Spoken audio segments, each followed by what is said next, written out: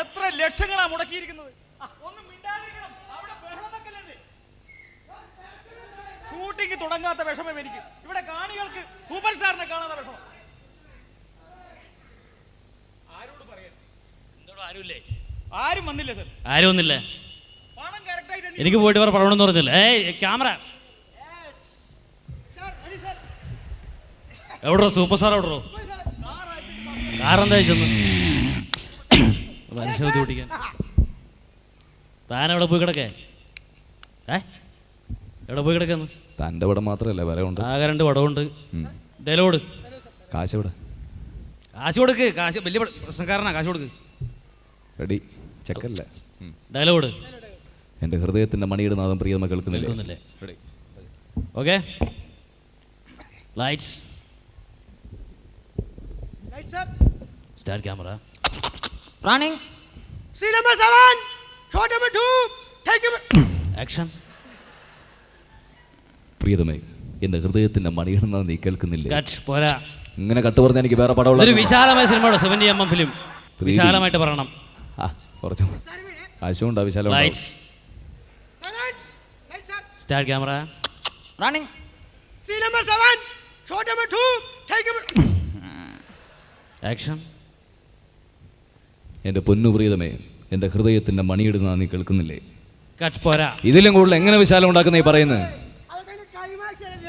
ഞാൻ പറഞ്ഞുതരാം.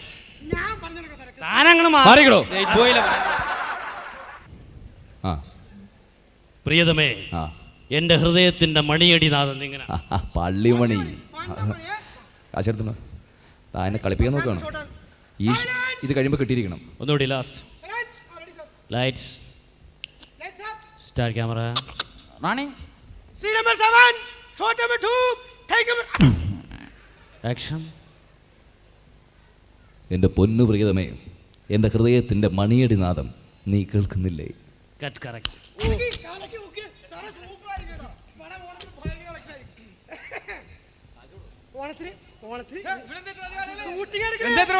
എന്താ ബഹളോടാ? എന്ത് ഷൂട്ടിങ്? എന്താ അറവ് കലാശാല? എന്ത് കൊലത്തി?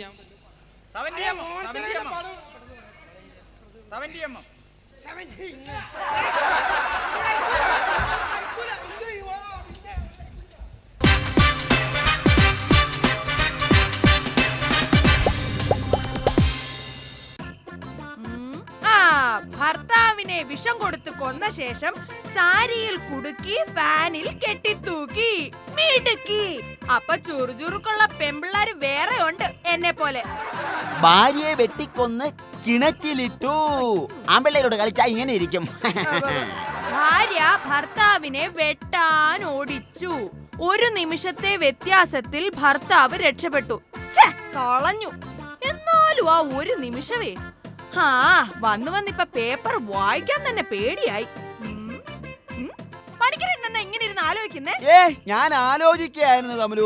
എന്റെ ഒരു ജന്മമേ. ജന്മത്തിന് എന്താ കുഴപ്പം? ഞാൻ ജനിച്ച ഒരു 10-15 വർഷം സ്കൂളിൽ പിള്ളേര് കളിച്ച് നടന്നു. അതിനുശേഷം ഒരു 15 വർഷം മിമിക്രി കളിച്ച് നടന്നു. അതിനുശേഷം നീ എന്റെ തലയിലായി. അങ്ങനെ ഒരു 10-15 കൊല്ലം ഞാൻ ഇങ്ങനെ ഭർത്താവ് കളിച്ച് നടക്കുകയാണ്. ഞാൻ എന്നാണാവോ ഒന്ന് രക്ഷപ്പെടുക? എങ്ങോട്ട് രക്ഷപ്പെടുന്ന കാര്യമായി ചോദിക്കുന്നേ? നീ അറിഞ്ഞ ടൈറ്റാനിക് ദുരന്തത്തിൽ രക്ഷപ്പെട്ട അവസാനത്തെ കണ്ണിയും ഇന്നലെ അന്തരിച്ചുവെന്ന്. എങ്ങനെ? എടീ, ടൈറ്റാനിക് കപ്പല് മുങ്ങിയല്ലോ, അതിൽ രക്ഷപ്പെട്ട അവസാനത്തെ കണ്ണിയും അന്തരിച്ചുവെന്ന് അവരെ കുറിച്ചുള്ള ഒരു റിപ്പോർട്ടാ. അത്രേ ഉള്ളോ? അപ്പൊ പണിക്കരേട്ടന്റെ ഈ വാർത്തയൊന്ന് വായിച്ചേ. കാർഗിൽ യുദ്ധത്തിൽ രക്ഷപ്പെട്ട ജവാൻ വീട്ടിൽ കേറുന്നതിനിടയിൽ തലയിൽ തേങ്ങ വീണ് മരിച്ചു. അതിലും വലുതൊന്നുമല്ലല്ലോ ഇത്. അതുപോലെ അല്ലടി ഇത്. അന്ന് ടൈറ്റാനിക് കപ്പൽ മുങ്ങിയപ്പോ ഈ രക്ഷപ്പെട്ട സ്ത്രീ എന്ന് പറയണില്ലേ, അവർക്കന്ന് 3 വയസ്സേ ഉണ്ടായിരുന്നുള്ളൂ. ഇത്രയും നാൾ അവർ ജീവിച്ചിരുന്നില്ലേ? 3 വയസ്സോ? പിന്നെങ്ങനെ അവര് രക്ഷപ്പെട്ടത്? ആ കുട്ടിയുടെ അച്ഛൻ ആ കുട്ടിയെയും അമ്മയും ഒരു ലൈഫ് ബോട്ടിലാക്കിയിട്ട് പുള്ളിക്കാരൻ ആ ടൈറ്റാനിക് കപ്പലിൽ തന്നെ ഇരുന്നു. അങ്ങനെ പുള്ളിയും രക്ഷപ്പെട്ടു. എന്റെ പണിക്കരേട്ട മണ്ടത്തരം പറയല്ലേ. ടൈറ്റാനിക് കപ്പല് മുങ്ങിയില്ലേ, പിന്നെ അതിന്റെ അകത്തിരുന്ന ആ കുട്ടിയുടെ അച്ഛൻ എങ്ങനെ രക്ഷപ്പെട്ടു എന്നായി പറയുന്നേ? അയാളുടെ ഭാര്യയുടെ ആട്ടിൻ തുപ്പിൽ നിന്ന് രക്ഷപ്പെട്ടില്ലേ? അതാണോ? അതിന് നിങ്ങൾ ഇവിടെ ഇരുന്ന് എന്തോ ആലോചിക്കുന്നേ? അല്ല, നമ്മൾ എന്നാണാവോ ഇനി ഒരു കപ്പലിൽ പോയിട്ട് ആ കപ്പൽ മുങ്ങുമ്പോ നിന്നെ ഒരു ലൈഫ് ബോട്ടിൽ കയറ്റി രക്ഷപ്പെടുത്തിയ ശേഷം ഞാൻ ആ കപ്പലിലൊന്ന് കയറി രക്ഷപ്പെടുന്നത് എന്നാണെന്ന് ആലോചിക്കായിരുന്നു. Is it true? Yes.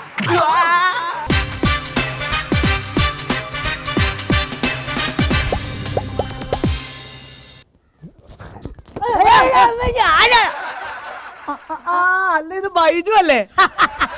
നീ എന്താണ് ഈ വേഷത്തില്? എടാ ഞാൻ ഇവിടുത്തെ സെക്യൂരിറ്റിയാ. ഒരു സെക്യൂരിറ്റി ആണെങ്കിൽ ഇങ്ങനെ മൂടി പോച്ചിരിക്കേണ്ട കാര്യം എന്താണെന്ന്? എടാ ഇത് കൊച്ചിയല്ലേ? അതിനെന്താ? ഇവിടെ ഭയങ്കര കൊതുകല്ലേ? എടാ ഇവിടുത്തെ കൊതുകിന്റെ കുത്ത് നിനക്ക് അറിയാലോ. ഇതിട്ട് കഴിഞ്ഞപ്പോൾ നമ്മളെ കൊതുക് എങ്ങും കുത്തത്തില്ല. നമുക്കൊരു സേഫ്റ്റി ആവും. സെക്യൂരിറ്റി ആണെന്ന് നമുക്കൊരു സെക്യൂരിറ്റി വേണ്ടടാ.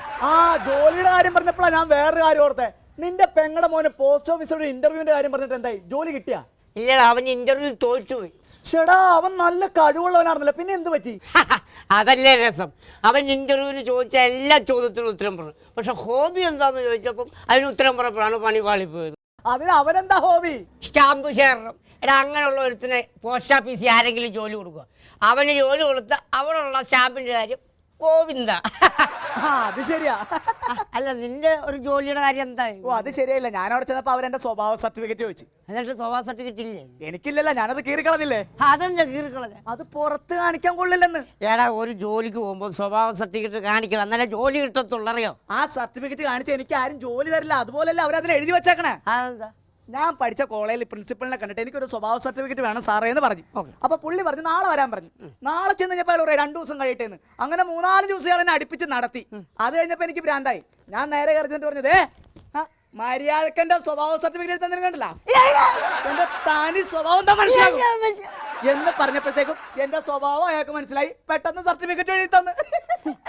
നല്ല ബെസ്റ്റ് സ്വഭാവം. അല്ല നിന്റെ പെങ്ങടെ മോനിപ്പോ ഫയർ ആൻഡ് സേഫ്റ്റി കോഴ്സ് പഠിക്കണ്ടായില്ല? പിന്നെ അത് വലിയ കോഴ്സല്ലേ.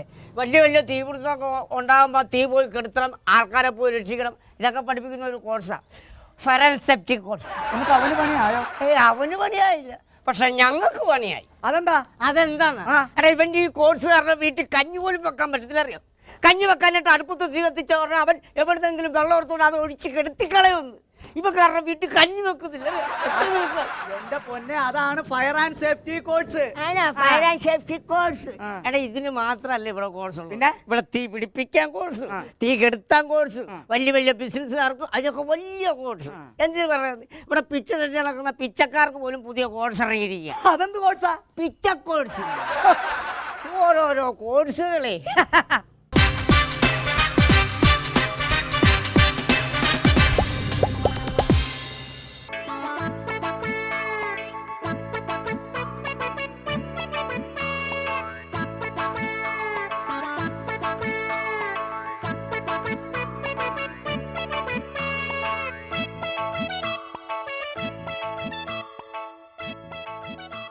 നമസ്കാരം ഡോക്ടർ.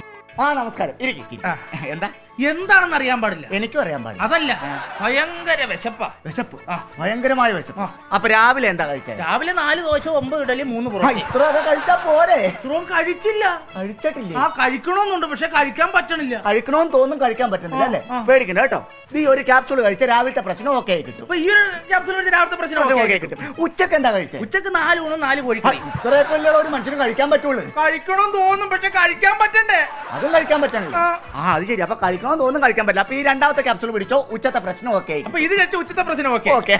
വൈകുന്നേരം എന്തെങ്കിലും കഴിക്കുമല്ല? വൈകുന്നേരമാണോ ഒരു ആശ്വാസം? വൈകുന്നേരം ഒരു 9 ചപ്പാത്തി 4 കോഴിക്കറി. ഇത്രയൊക്കെ നമുക്ക് എന്തായാലും ഒരു മനുഷ്യന് കഴിക്കാൻ പറ്റുള്ളൂ. കഴിക്കാൻ പറ്റണില്ല, കഴിക്കണമെന്ന് തോന്നത്തേ ഉള്ളു. അത് ശരി. അപ്പൊ വൈകുന്നേരം കഴിക്കാൻ പറ്റണില്ല.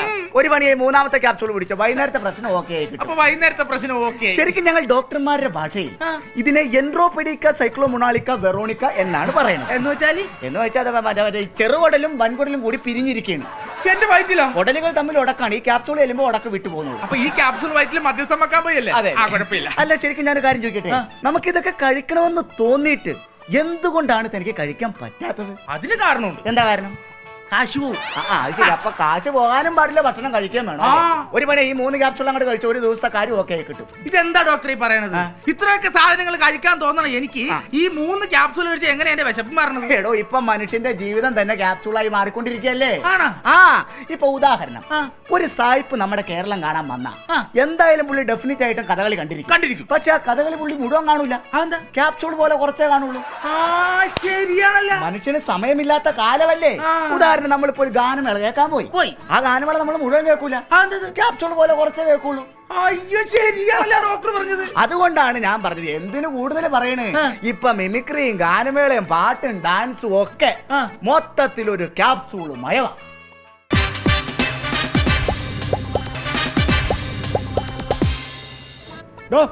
ഞാൻ പ്ലാറ്റ്ഫോം ടിക്കറ്റ് എടുത്താ? ഞാൻ എടുത്തിട്ടില്ല, സാർ എടുത്തിട്ടുണ്ട്. എനിക്ക് എടുക്കേണ്ട കാര്യമൊന്നുമില്ല, ഞാൻ എന്റെ ഉത്തരവാദിത്തപ്പെട്ട ആളാ. ഉത്തരവാദിത്തപ്പെട്ട സാർ എടുത്തിട്ടില്ല, പിന്നെ ഉത്തരവാദിത്തം ഇല്ലാത്ത ഞാനെന്തിനെടുക്കുക?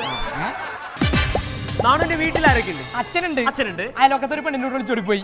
പിന്നെ അമ്മയുണ്ട്, അമ്മയുണ്ട്. ഒരു ലോറി ഡ്രൈവറോട് വിളിച്ചോടി പോയി. അത് ശരി. പിന്നെ ഉള്ളതൊരു പെങ്ങളാ, പെങ്ങള്. ഒരു ഓട്ടോറിക്ഷക്കാരനോട് വിളിച്ചോടി പോയി. ഓ, കംപ്ലീറ്റ് നെഗറ്റീവ് ആണല്ലോ. പോസിറ്റീവ് ആയിട്ട് ആരുമില്ല. ഉണ്ട്. ആര്? ഞാൻ. എന്ത്? HIV positive. പറഞ്ഞപോലെ നീരാട്ടിന് പോയി നമ്മുടെ റാണി ഇതുവരെ കണ്ടില്ലല്ലോ മന്ത്രി. ശരിയാണല്ലോ. ഞാൻ പോയി നോക്കിയിട്ട് വരാം. അയ്യോ വേണ്ട, എന്റെ പൊന്നപ്പി വേണ്ട. അതെന്താ? കാര്യം പാൽപായസമാണെങ്കിലും പട്ടി നക്കിയാ പോയില്ലേ.